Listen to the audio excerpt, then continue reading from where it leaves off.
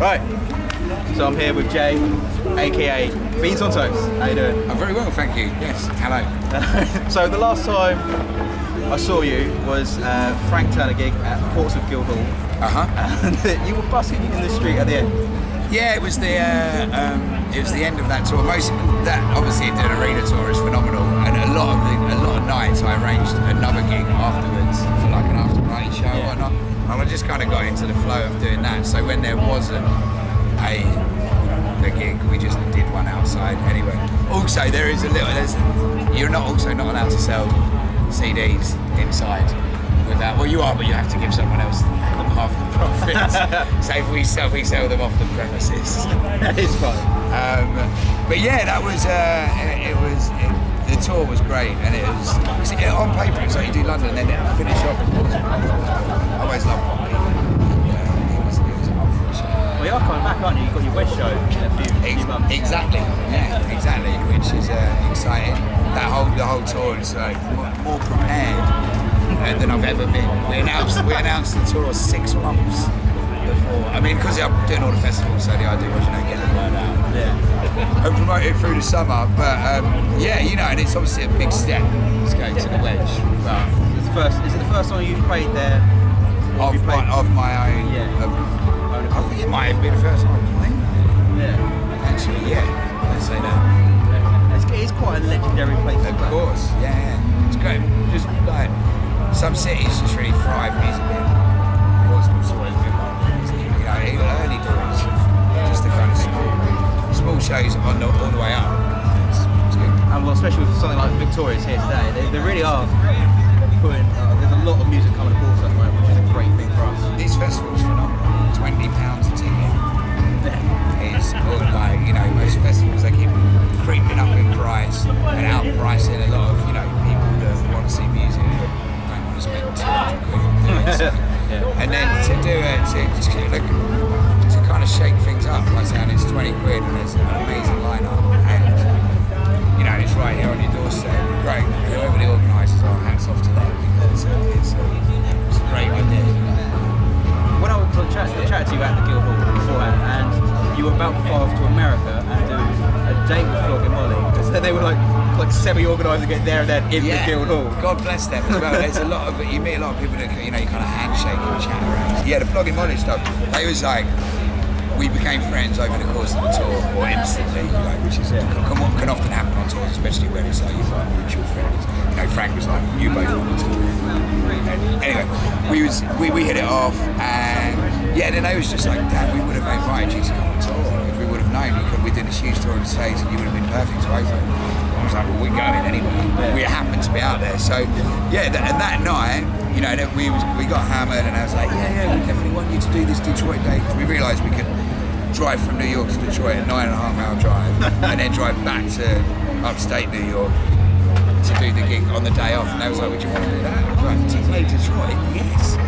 And we kind of all shook on it, and then the next morning I woke up and there was an email from Molly's agent kind of confirming it all. It wasn't just a dream. Yeah, exactly. And like Nathan, sometimes people say stuff and it's hard to back it up. Nathan, the bass player for Flogging Molly, is he's a real doer, real kind of punk attitude as well. When he found out we was willing to drive, he was like, don't worry about it, the gig is on, I will sort it. Because also you hear stories about bands of a certain size not being in control of shit like that as well, where it's like, they don't get to choose these sports. But I just loved the way it went down. The show, the 9-hour drive was great. It was. No, seriously, driving across America. And touring the States is kind of famously a dream. And then Detroit was my favourite city in America, and we played a place called the Fillmore, which is obviously the baseball stadium, and just everything about it. You think sometimes if you go up first on shows like that, you never know whether there's going to be that many people and whatnot. But it was an hour after doors, it was rammed, and the crowd was up for it. And, it was brilliant. But then after that, we stayed around longer, so we ended up going to Dallas and New Orleans with Flogging Molly, just off the strength of that one. I was like, we wanted to do more. And it was like, okay. So we started. can't complain that again. I can't. And New Orleans is my second favourite place. Well, not really. New Orleans is amazing. Like, you just have to say it's your second favourite because it's the second place you went to. Yeah. No. We went all around. But it's strange that all of the places that we visited our own. The two of the Flogging Molly dates were, you know, the most interesting cities. But I guess that's also because you have a bigger gig and there's more people to kind of take you out and shit. I don't really know, but Detroit and New Orleans were both phenomenal when I had Flogging Molly to thank you. And that was arranged that night. I know. So it's quite lucky, really. So technically it's down to Frank. Yeah. Oh God, yeah, definitely. The amount of help he's given me is untold, and it extends further than the kind of gratitude that he does, you know, through association. Not bad. So you got the gig coming up in Portsmouth. I wish I could tell you the exact date. So it's in the Wedge Rooms, and it's in Ireland.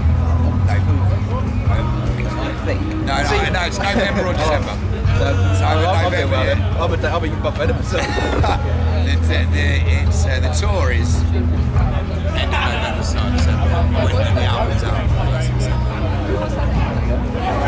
We got something. We know, I know when I'm going to the studio to record the album. So we have an album date, and we also have a round-ish figure. Yeah, I know when the tour. Yeah, that'll do. That will do. In between. So what? Have you recorded anything for the album? Not for this album. No. I'm going to Soup Studios in Londonhouse with kind of Sam Beer. Randomly, Sam Beer I met when I was 15 years old on holiday, camping in Spain. And one of the places to meet him? Yeah, and he was the first person I ever knew that could play guitar properly, and he really could play. He taught me literally a power chord. I kind of went home and started a punk band. But I then didn't see him for 15 years, and then I walked into his band show together about 5-6 years ago. We've been friends since, and now he's got a studio, so it feels right. The guy that taught me the power chord is producing my next album. But yeah, it's written, you know, it's just good. I've never spent more than 3 days recording an album.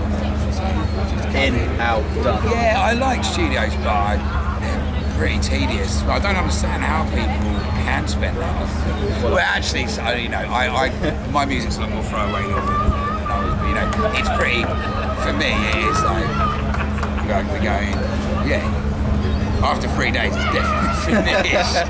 And there's a bit of, you know, painting a picture and keep on adding to it until it looks crap. So you're not doing the Metallica thing where they spend like 3 months on a snare sound, 2 years on a guitar tone. Yeah, no, far from it.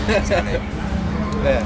But to be fair though, your music is, like you said, when you perform it live in the street and it still sounds. Yeah, the whole music. thing is simple, isn't it? So it's recorded now.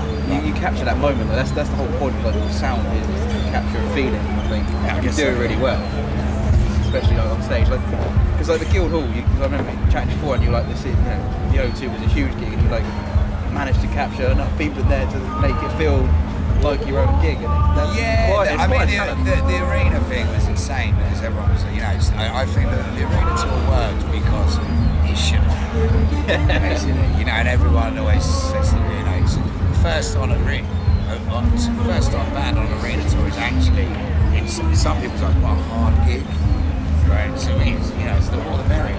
Yeah. And yes, just, you know, not changing it, treating it exactly the same as every other gig, which is, you know, like, get drunk, just do it. Worked because it shouldn't have, because it was so odd it shouldn't have worked. And yeah, that whole tour though, you, Flogging Molly and Frank, was just a great combination.